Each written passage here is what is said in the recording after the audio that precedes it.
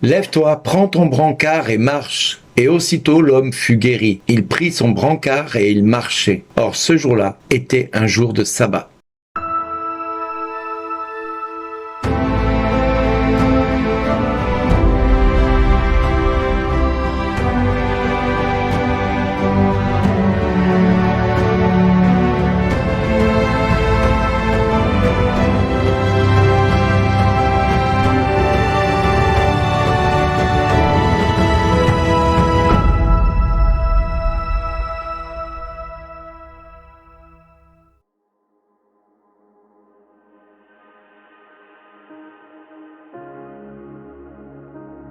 Bonjour mon ami. Quand la stupidité prend le dessus et que la stupidité devient loi, alors nous avons tous les ingrédients pour faire sortir de cette loi la pire chose qui puisse exister pour l'homme. Jésus avait donc guéri un homme le jour du sabbat. Qui plus est, il lui dit « Prends ton brancard et marche ». Les Juifs dirent donc à cet homme que Jésus avait remis sur pied. C'est le sabbat. Il ne t'est pas permis de porter ton brancard. Il leur répliqua, celui qui m'a guéri, c'est lui qui m'a dit, prends ton brancard et marche.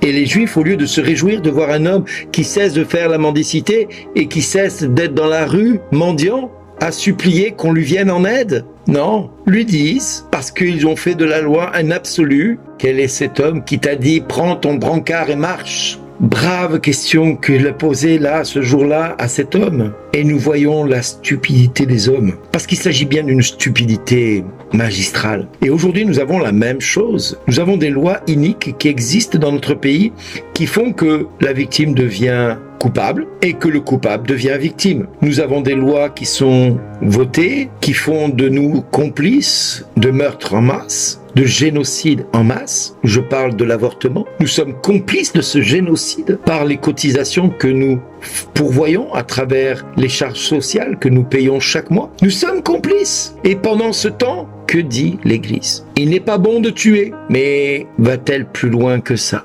L'enfant a du prix, la vie de l'enfant est importante. Oui, c'est vrai. Oui, mais ce n'est pas encore un enfant, ce n'est qu'un fœtus. Seulement à 3 semaines, le cœur commence à battre. Mais l'avortement n'est pas un problème en France. Aujourd'hui, c'est rentré dans les mœurs. C'est rentré même dans la Constitution. Nous pouvons voir ce paralysé comme étant la France, qui est malade, que Jésus veut guérir, mais où les autorités d'église vont refuser le miracle, parce que cela va risquer de mettre en colère les autorités publiques, les Romains d'aujourd'hui.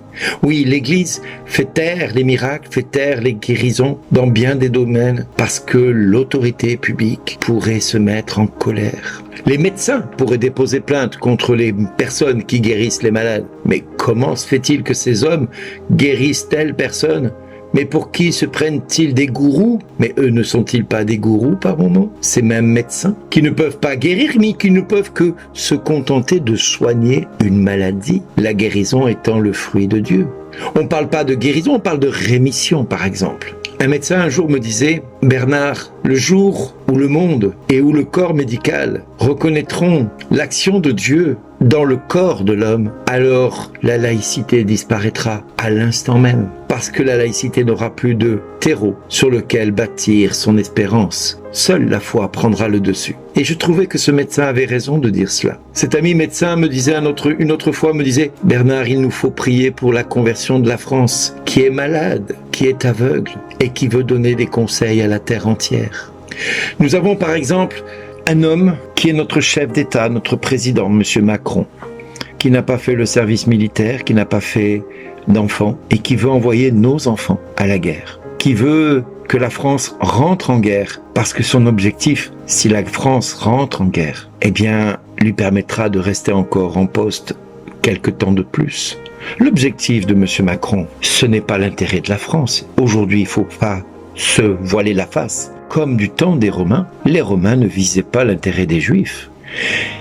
Eh bien, nous, aujourd'hui, nous avons un rôle dans ce monde, c'est de prier pour ce chef d'État, de prier pour notre pays, de prier pour notre Église, de prier pour que ces hommes qui sont en poste, qui ont des responsabilités et qu'ils puissent demain prendre les bonnes décisions afin de rendre des comptes à Dieu et aux hommes qui sont dessous, aux personnes dont ils ont la charge.